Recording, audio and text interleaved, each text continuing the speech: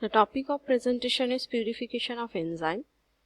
So, purification of enzyme, it means that we are obtained or we have prepared microbial enzymes. Now, this medium, it contains several residual nutrients together with other byproducts with our particular desired enzyme.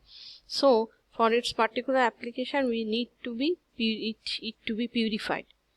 So, for initial recovery of the protein enzyme molecule, it may be either intracellular or extracellular.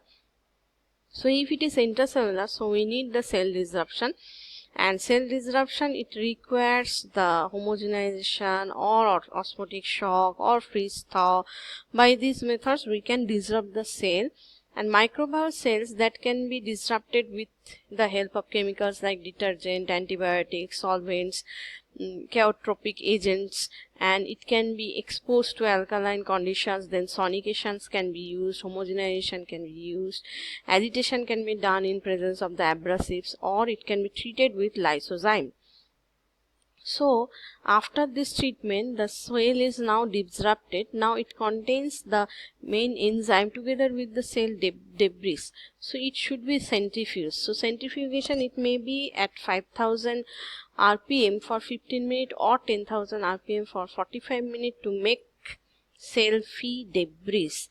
Then, we can either centrifuge it or we can just filter the medium to remove out the cell debris.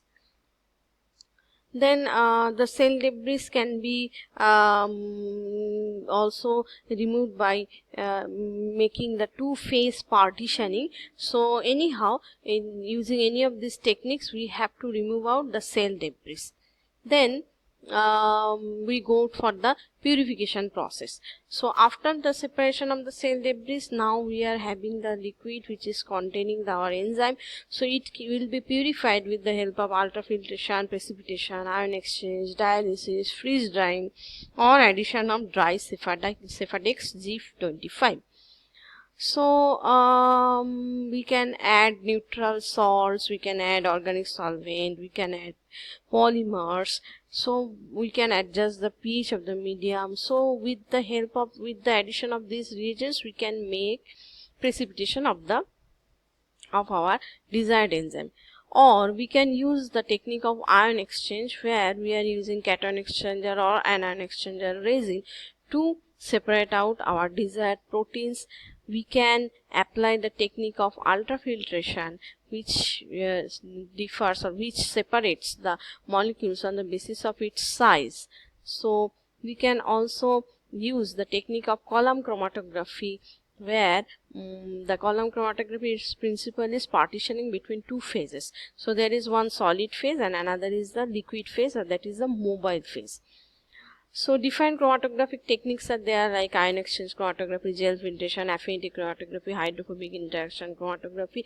Like these various chromatographic techniques, then we can apply the gel filtration chromatography, which is actually dependent on the size of the molecule, and it retains the it retains the particles of smaller size and allows the larger size molecules that will not enter into the pores.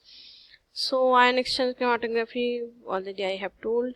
Then by hydrophobic interaction chromatography, we can use the method of affinity chromatography, where we are adding one particular agent which has affinity to bind with that particular substrate. So in this way, we can separate out our particular enzyme. Then chromatofocusing, this technique we can also apply. We can apply HPLC method, that is high performance liquid chromatography method. So various methods we can apply, that depends on the particular enzyme, its size, its characteristics. On the basis of that, we have to select that what is the particular technique that we will apply for its purification process. Okay, thank you.